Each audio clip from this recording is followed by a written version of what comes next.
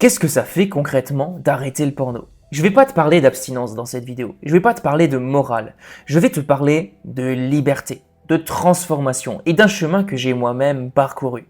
Et surtout, des 3 étapes qui m'ont permis d'en sortir après 10 ans d'addiction. Et reste jusqu'à la fin car j'ai quelque chose pour toi qui pourrait énormément t'aider dans ton processus de sevrage. Revenons dans le passé. À 25 ans, j'avais littéralement aucune relation avec les filles. J'étais addict au porno depuis plus de 10 ans.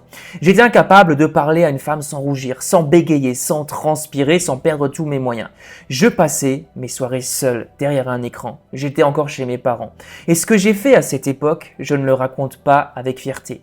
J'ai fini par aller voir des escortes. Ouais, moi élevé dans une famille de valeurs, moi qui croyais à l'amour, au respect, à la fidélité. Mais le porno avait littéralement retourné mon cerveau. Il m'avait programmé pour rechercher un shoot immédiat. Et ce que je voyais sur mon écran, j'ai fini par le reproduire dans la vraie vie. Et plus je cherchais ce shoot, plus je me vidais de l'intérieur. Ce jour-là, en sortant, je me suis regardé dans le miroir et je me suis dit: tu viens de faire le truc qui va à l'encontre de tout ce que tu es.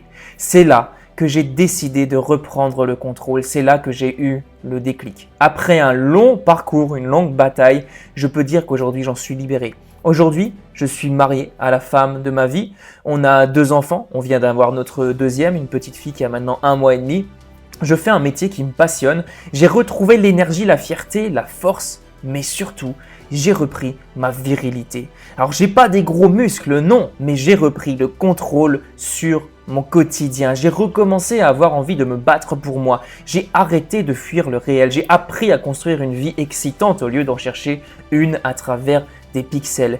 Et tu veux que je te dise ce que tu gagnes quand tu arrêtes le porno? Une concentration de malade, une meilleure mémoire, une libido naturelle et puissante, une vraie connexion avec les gens, avec ta femme, avec ta partenaire, avec tes potes, avec ta famille, etc. Un magnétisme que tu ne peux pas acheter.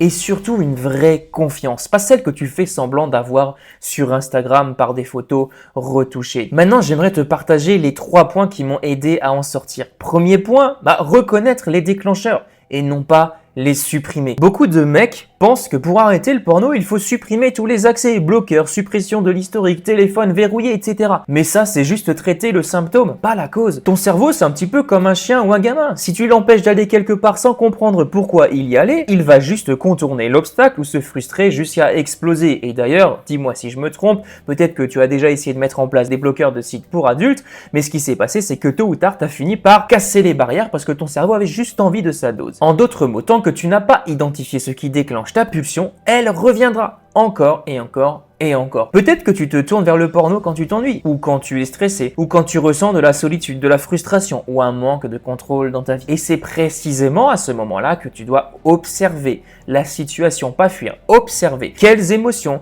quels moments, quelles pensées a précédé finalement la rechute, la pulsion. Qu'est-ce que j'essaye inconsciemment de fuir? Le vrai combat commence ici, dans la lucidité, pas dans la censure. Deuxièmement, remplace mais supprime pas. Le cerveau déteste le vide. Et ça, c'est l'une des règles fondamentales du changement d'habitude. Si tu supprimes une habitude sans rien mettre à la place, ton cerveau va naturellement revenir à ce qu'il connaît, même si c'est toxique. Pourquoi? Parce qu'il préfère une mauvaise certitude qu'un vide inconfortable. Et c'est là que la majorité des gens échouent.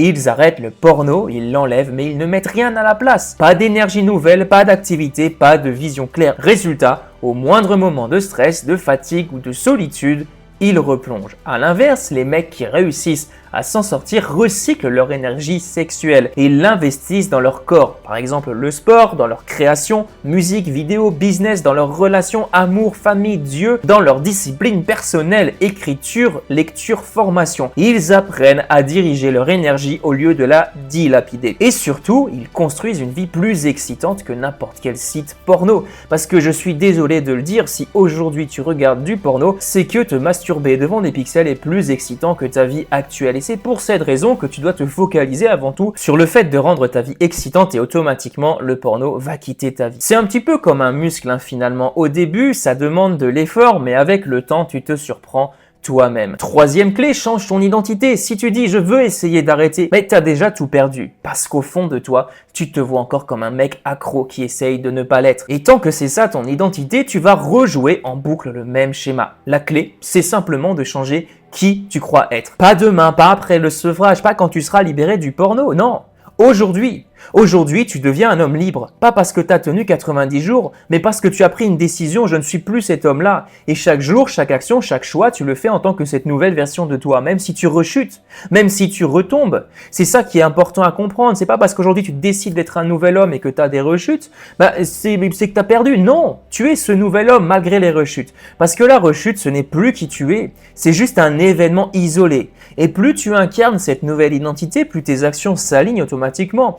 Tu passes du mode fuite au mode conquête, du mode je subis ma rechute au mode je choisis de ne pas subir cette rechute. Et un jour, sans même t'en rendre compte, tu regarderas derrière toi et tu réaliseras que tu as changé de vie, que tu ne regardes plus de porno et que tu as une vie incroyable. Et si tu veux que je t'aide à passer à l'action, j'ai créé un challenge ultra simple et accessible. Le défi 7 jours reboot mental.